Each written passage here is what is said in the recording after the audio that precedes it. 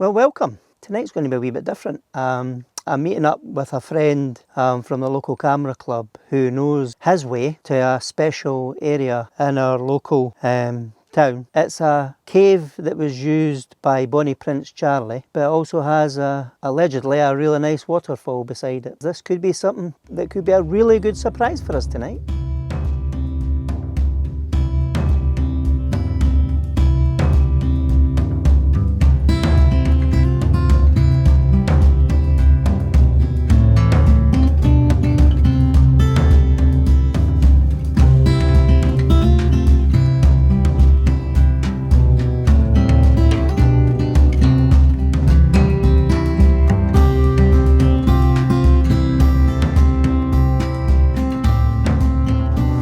Hello, we finally got here. It's taken 45, I think it took us 45 minutes, eh? I think so. 45 minutes to get in here. This place is absolutely amazing.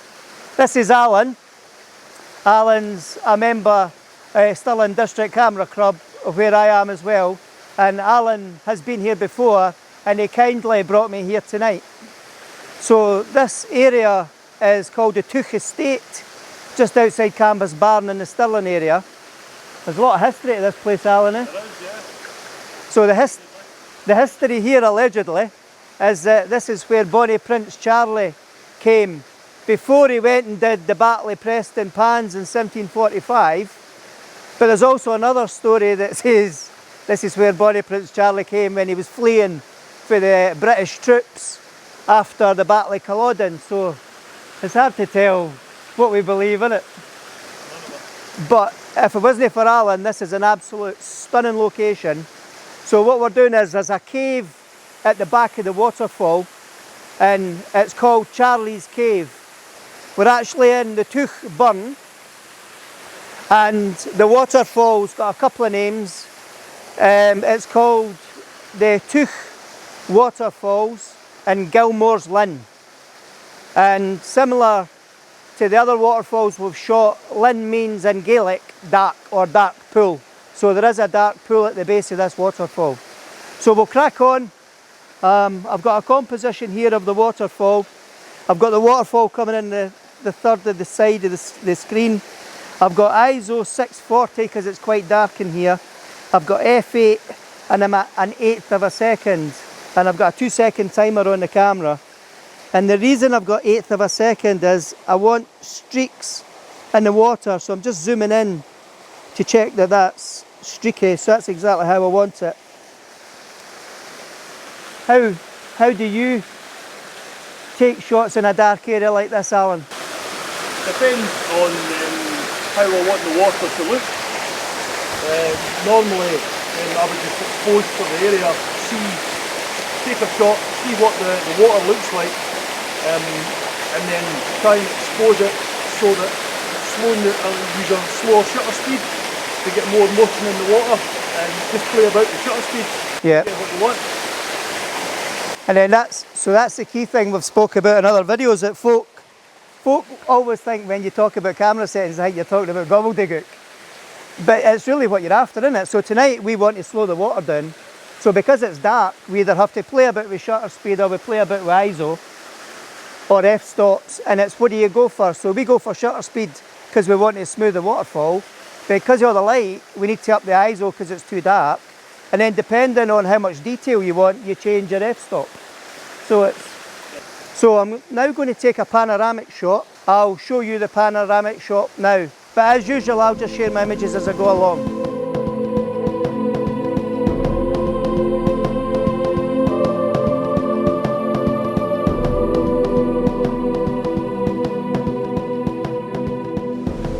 I'm having to clean my lens because when I'm taking a shot I'm getting dust spots because I was trying, Alan had shared some settings with me.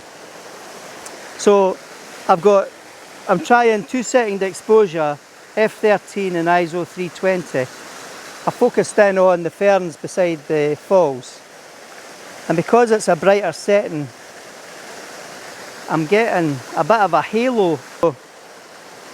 Let me try this again. Oh wow, that is absolutely a spectacular waterfall, I have to admit, it's absolutely cracking. Right, so I'm taking a couple of different compositions here. The tree is naturally coming in on the bottom right, so it's a natural leading line for me.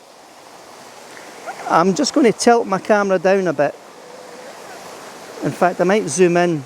Because I'm at portrait mode, I'll zoom in. I'm trying to see if I can get rid of the trees, but I'm going to refocus the camera, and I'm starting to get a bunch of wee midgie friends round about me. So I'll try that again. So I've got a 1/6 of a second. Oh wow, a 1/6 of a second f14 ISO 400. That's absolutely beautiful.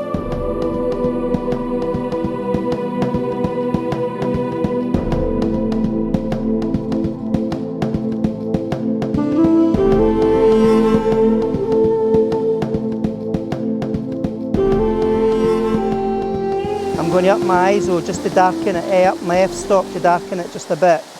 So I'm at 2 seconds f14 ISO 160, and that's really nice. So what I might do now is a focus stack, so I've got the image sharp from the front to the back.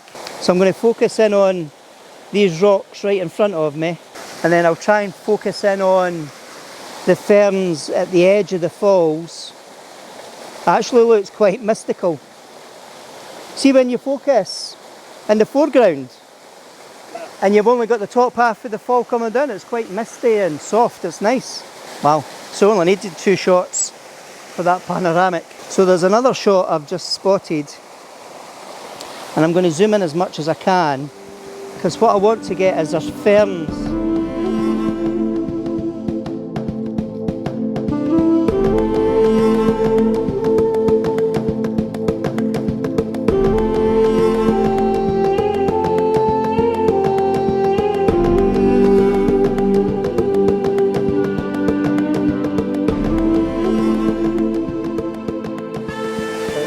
The polarizer full on, so there's hardly any glow in the water, but if you just turn in the polarizer back just that little touch, you see the difference, the glow across the water.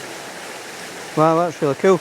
So what Alan's done is Alan's been adjusting his polarizer, and the way that Alan's adjusted his polarizer has given the waterfall a brighter glow, and it's come up really, really nice. Right, so for this shot, what I'm doing is I'm just focusing on all those ferns that you can see to the right of the waterfall, and then I'm getting the bottom half of the waterfall coming down. And the reason, I'm just adjusting my polarizer to take the shimmer off the water. And then what I'll do is I'll try Alan's trick after this shot to see if I can make the waterfall glow. But I focused in on the ferns. I've got just the top of the bottom waterfall coming down. I've got 2 seconds, f14, ISO 160. And do you know, even although there's not a lot of water in these falls, the amount of water that's in them is perfect for streakiness in the falls, and it's actually quite mystical looking. So I'm just going to adjust my polarizer just to see if I can recreate the glow that Alan did in his shot. I'll give that a bash, let's see what happens. Oh, that's really nice. Right, so it just goes to show, you use polarizers to take the glare off the water, but what Alan's just helped demonstrate is you don't always have to follow the rules and play by the book.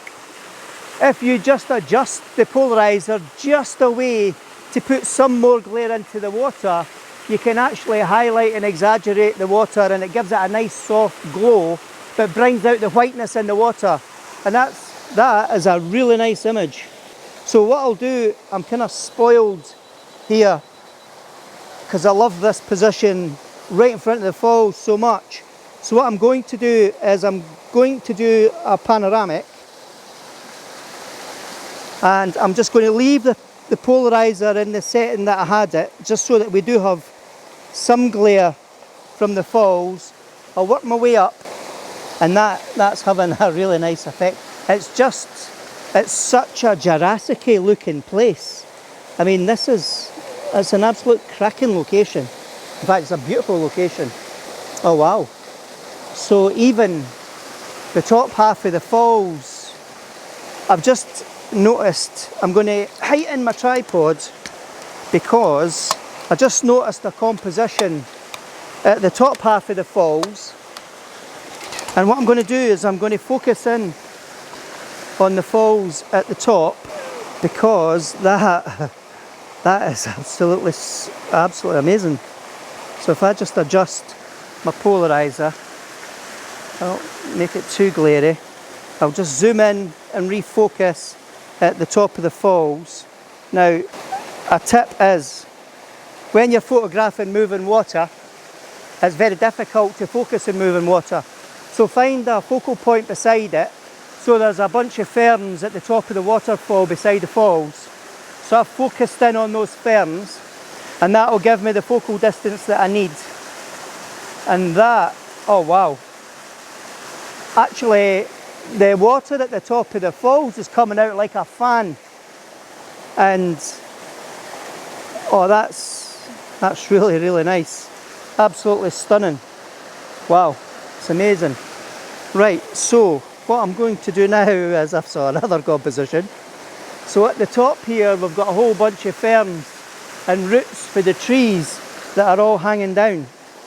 So I'm just going to focus in on those roots. I'm just going to adjust the polarizer just a tad, and then what I'll do is I'll refocus just because I've zoomed out. So refocus in. I've still got 2 seconds, f14 ISO 160. I'm just going to check that shot. Wow, this is an absolute stunning location. Right, so what I'll do is I'll move over to the other side.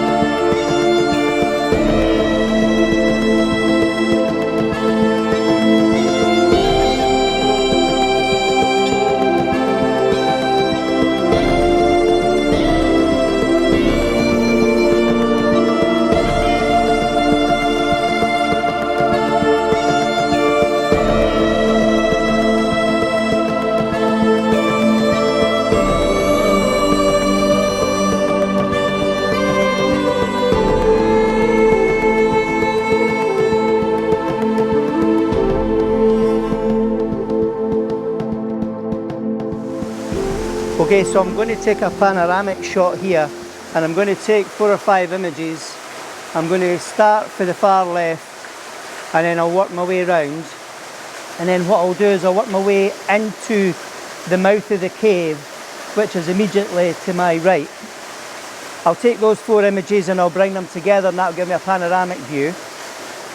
What I'm also going to do is I'm going to turn the camera around to portrait mode, and I'll zoom in a little bit closer into the falls, and I'll take images of the falls where the falls come in from the far right, and then I'm going to just adjust the polarizer subtly to see what difference it makes from darkness to brightness, and see if I can get a glow in. And that's a really good tip I've learned from Alan tonight, is making best use of the polarizer. But just to show you, I'll put my finger in front. So the image that I'm taking with the other camera is going to kind of focus in this area, portrait mode. And the waterfalls will come in for the top right hand side, and it will flow down to the bottom left. And I'll have that kind of leading line as part of that composition coming in. And because I've been using ISO 160, I'm using f14, and I put it to a 2-second exposure, then that gives me the streakiness in the water that I'm looking for.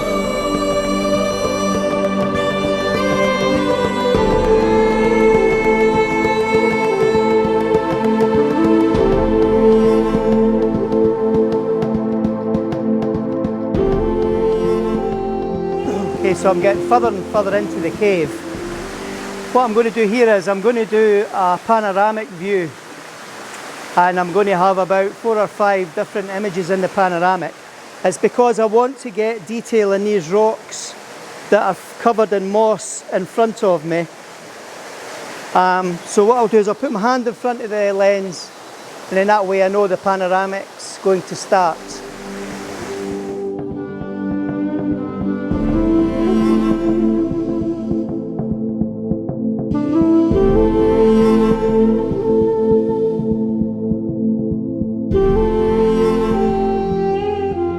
What we'll do now though, as I was doing the panoramic, I saw another image, and if I just tilt my camera to portrait mode, adjust the polarizer, I'll refocus into the middle of the falls. I've upped my ISO, I've increased the shutter speed, so I'm getting clip-ins.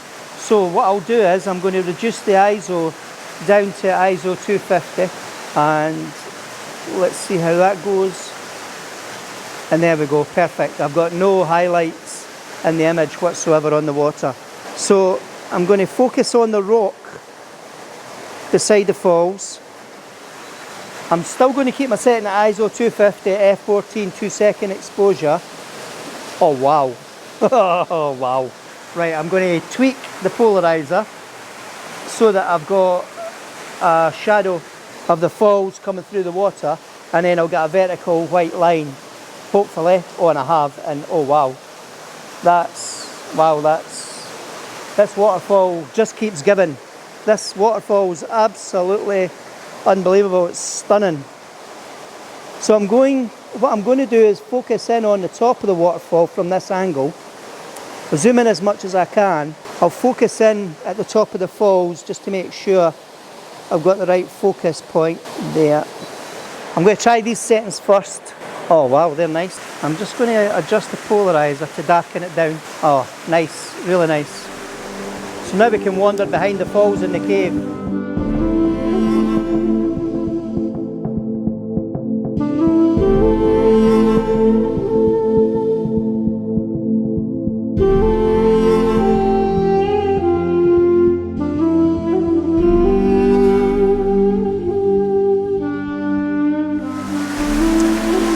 Right, okay, so we're behind the falls. I've got a head torch just so I can see what I'm doing. I'm trying to focus in on the water, but I'm also trying to get the tree. Whoops. And there's a lot of drips coming on our head here. So if I zoom in on the water or the edge of the rock, there. So we've been using torches to light up the ceiling in the cave. So we've had to take 2 exposures. So one exposure we've taken for the waterfalls, and then the other exposure, what we've done is we've used the torches to light up the roof of the cave, and hopefully when we blend the 2 images together, that'll help us. And well, hopefully that'll be a nice image.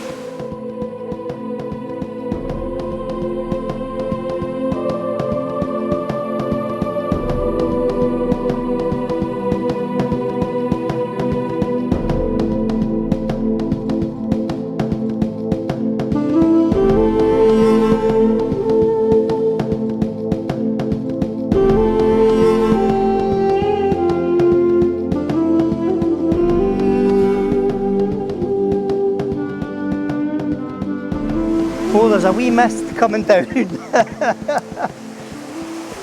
So we've used some artificial smoke. So we've been a wee bit creative. We had some friendly smoke pellets that we've just used in a safe area, and we've let them off. And that's the blue and mist that you can start to see. And oh boy, that is quite magical. How's yours coming out, Alan? This is really, really nice. It's actually quite mystical when you look at it. I'm just going to zoom in further into the falls. So the other thing I'm learning with the polarizer tonight is when you introduce a wee bit smoke and haze, it totally changes the diffuser effect you get for the polarizer. So the other thing we've noticed when we're filming here is under the waterfalls, when you're in the cave, there's obviously some loose stones getting flowing down the waterfall, but when it hits the bottom it's making a clatter. So I would imagine if you were here on your own, it would probably spook you quite a bit. Oh, it's always, we've tried loads of new things tonight. That's brilliant. I've learned so much from Alan about the polarizer and the use of the polarizer. And then when we added that little smoke pellet, then that's made such a difference with the atmosphere and the softness to the shots. So I just hope the photographs do it justice.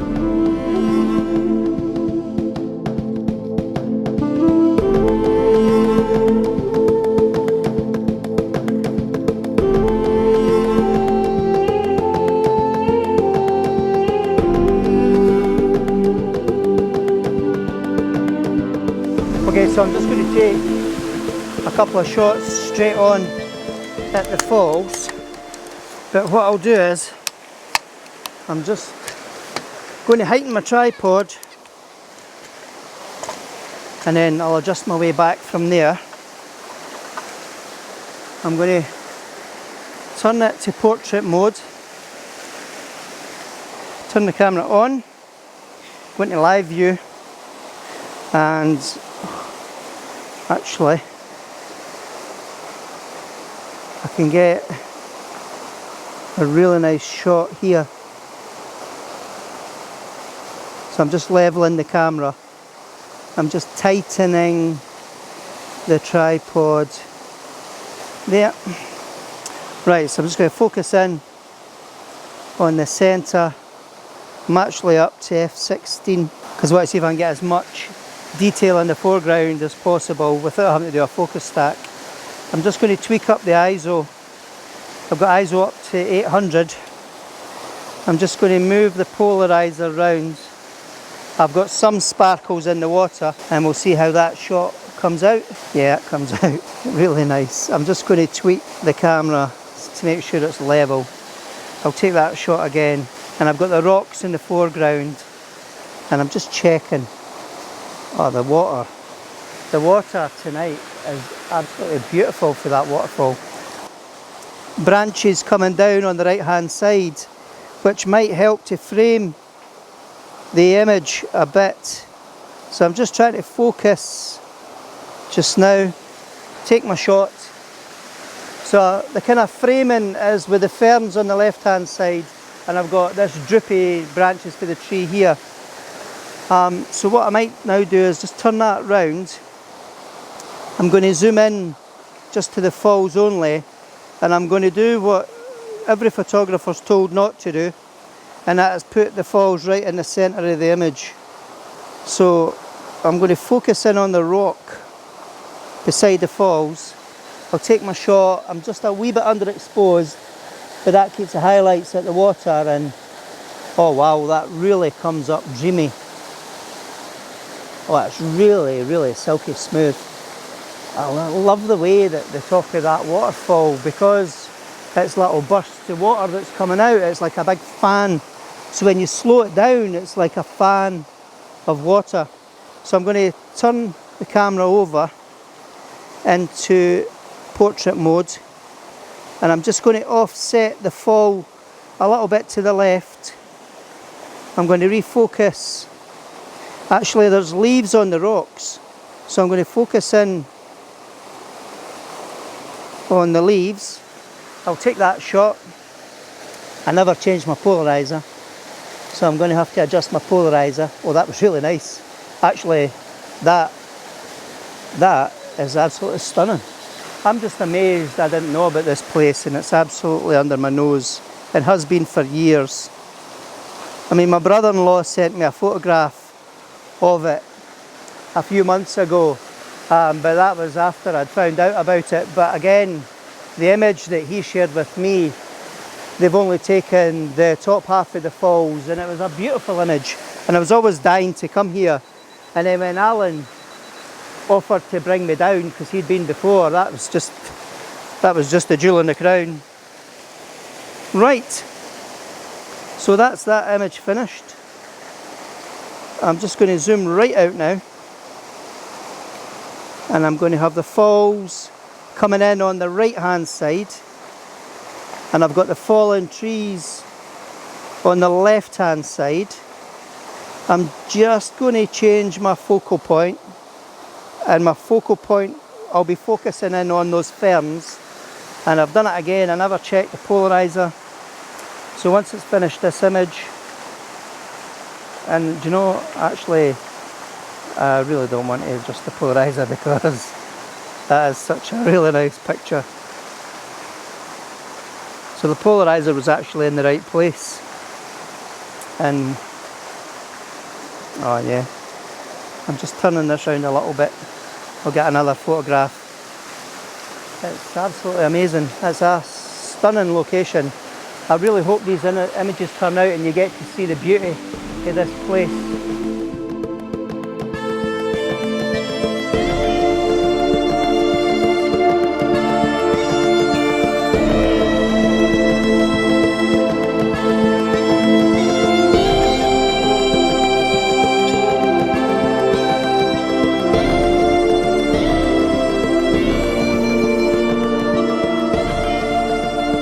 Well, that's us finished tonight. That was amazing. Thanks very much to Alan. Thank you. For bringing me here. What an amazing location. I wouldn't have found it without him, to be honest. It's quite a trek. Alan actually has his own website, alangreyimages.com or .com. So please look it up. Alan's a fantastic photographer, wins all our competitions and does really well. Anything you want to say, Alan? I also have a woodland photography group on Facebook, Woodland Photography UK. Have a wee look, join up if you like. And there's some amazing images on it. So hopefully I can contribute one day to Alan's Facebook page, because it is pretty awesome and the quality of the images are amazing. So thanks everybody for watching this video. If you like it, please give it a thumbs up. If you haven't subscribed, please do, because you know it's free. And if you press the bell notification, that'll let you know the next time I post a video. So thank you, and here's to the next video.